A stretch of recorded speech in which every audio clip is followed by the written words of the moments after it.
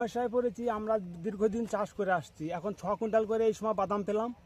এখন ধান লাগাবো, ধান লাগালে আবার 10-12 বস্তা করে বিঘাতে ধান পাবো। ধানের পরে আবার আলু হবে, 100 বস্তা করে আলু হবে। তাহলে 3টে করে চাষ হচ্ছে, সেই জমি এইভাবে বালি কেটে নিয়ে গেলে আমরা কি করে চাষ করব? মানে চাষের জমি তো বালি কেটে নিচ্ছে পুরো। এই তো এগুলো চাষ হতো সব, এই জমিগুলো চাষ হতো সব। এই গাড়ির ওই পাশে দেখেন চাষের জমি, এই গাড়ির পরে। এটা বীরভূম পড়ছে তো? বীরভূম। আচ্ছা, কি চাইছেন এখন? আমি তো এখন কাকে ধরবো, আমি তো সেই পাচ্ছি না যে কাকে ধরে আমি বন্ধ করব। ছিল তৃণমূল, এলো বিজেপি। বিজেপি তো আমরাই আনলাম নাকি? তাই সেই বিজেপির লোক থাকতেও তো আমি এখন কাকে ধরবো? আমি আমার তো আর ধরার জায়গা পিচ্ছি না। এদিক থেকে বলা হচ্ছে যে প্রশাসন থেকে এখন সমস্ত রকম বালি বন্ধ আছে, কিন্তু তারপরেও কিভাবে চলছে? আমার সেটাই বক্তব্য যে 1 মাস হয় নাই ভোট হয়েছে, তাহলে তার মধ্যে আবার এই বালি কাটা শুরু হয়ে গেল। আপাতত 2 মাস 4 মাস বন্ধ রাখ।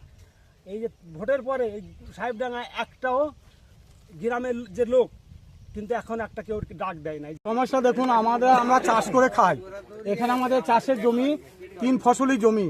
আমাদের আলু, পটল, বাদাম সমস্ত কিছু চাষ হয়। সেই চাষের জমিগুলা এই উপর নদীর ওই পার থেকে নরোত্তম বলে একটা লোক আছে, এই সঙ্গভঙ্গ নিয়ে আমাদের এখানে বালিঘাট করেছে। আমাদের চাষির জমিগুলো একদম শেষ করে দিচ্ছে। আমরা কি করে খাবো? আর তাই আমরা প্রশাসনকে জানিও আমরা কোনো কাজ পাইনি। আমরা শুভেন্দু অধিকারী মহাশয়, আমাদের মুখ্যমন্ত্রী, ওনার কাছে আমরা বার্তা দিতে চাই যে এই বার্তাটা যেন আমাদের মুখ্যমন্ত্রীর কাছে পর্যন্ত পৌঁছে যায়। আমরা কি করে আমরা খাবো এরপর আমাদের জমিগুলো যদি চলে যায়? কি চাইছেন আপনারা? আমরা চাইছি এই বালিঘাট বন্ধ হোক।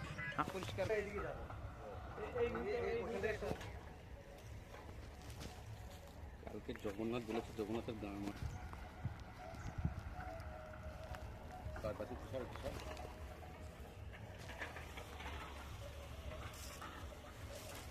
এবারে এই সামনে চাষের জমি